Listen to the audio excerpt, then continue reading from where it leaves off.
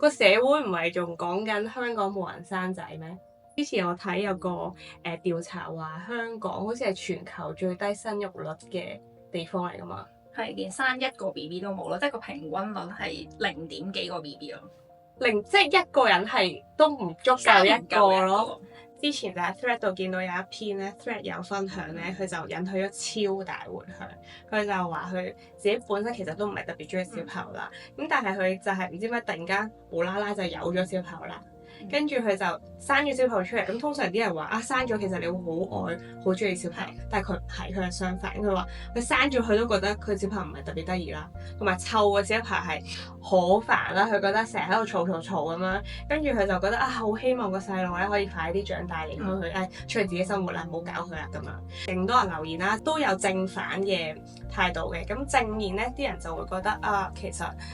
唔一定係女人一定要中意小朋友噶嘛，同埋媽媽都唔一定要好愛嘅小朋友，同埋佢覺得啊，人生好多體驗都係你體驗咗先知中唔中意啊嘛。因為小朋友都可能生咗出嚟都係一樣啊，咁可能生咗出嚟有啲人就係中意嘅好中意，咁唔中意都你唔可以話佢係錯咯。佢覺得啲社會對阿媽母親呢個定型咧，可能係太嚴苛啊，即係覺得母親一定要勁有母愛泛濫啊，要勁錫個小朋友咁樣你先叫母親。咁但係都有啲反對嘅聲音都好多啦。首先你點樣去生小朋友出嚟咧？即係你大把安全措施可以做，你點解要咁做咧？咁好啦，你生咗出嚟啦，但係你用呢個態度咁樣去對個小朋友咧，其實小朋友係 feel 到噶嘛，所以都會有好多反對聲音係你一係就唔好生，同埋你會對小朋友好大影響。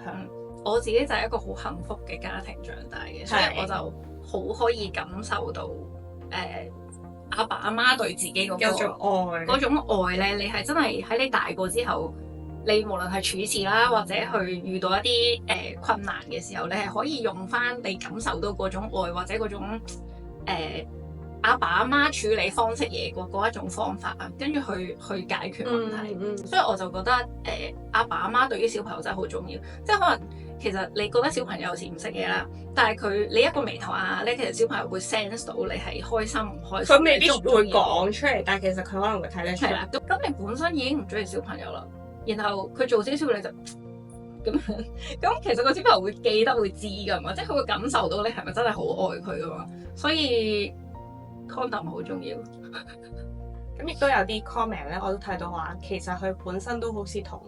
個 Thread 有一樣，本身都係唔中意小朋友啦。咁但係咧，佢生咗之後，佢感受到個愛，即係小朋友其實你俾愛小朋友，小朋友其實都會相對俾翻愛你噶嘛，係即係互相噶嘛。咁佢感受到嘅愛係佢人生從來都冇經歷過，佢都會覺得哇好慶幸佢小朋友即係出咗世啦，佢俾佢愛係。即係覺得佢人生好圓滿咯，都有睇到喺 Thread 度講話嗰個人咧係生完小朋友，咁佢係好現實層面咁樣去分享佢生完小朋友之後咧，佢講首先一定係會咧夫妻嘅關係係會受到影響，因為就算你大家幾愛都好啦，你本身你嗰個時間人生嗰個時間可能有一半時間分俾你另一半啦，但係你就會再將嗰一半時間再劈開去分俾你小朋友，甚至可能直接將嗰另一半嘅時間抌晒落俾你小朋友。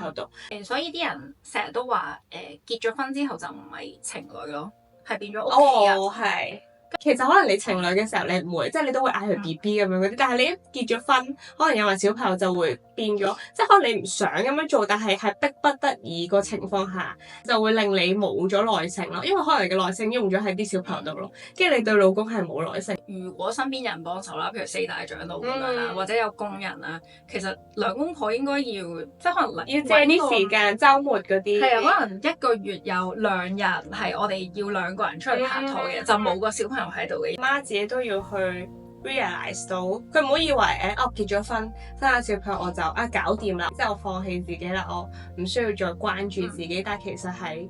我諗任何一個年紀都唔應該，即係你都要擺自己喺首位。雖然可能你有老公或者細路都係重要，但係我覺得唔可以忘記咗自己咯，唔可以將自己擺喺佢哋嘅後面咯。你哋食先啦，乜嘢都係以佢哋優先咯。我覺得。可能到某一刻，好似有啲咩事，或者個仔女大個咗嘅時候，你就會覺得突然間冇晒啲重心啊。跟住因為走晒，因為我不嬲嘅重心都擺喺佢哋度，但係其實 suppose 嘅重心應該係自己咯。總結我哋講咁多咧，我覺得大家係一定要諗清諗楚，嗯即係雙方要有共識咯。有好多可能係一個女仔好想生，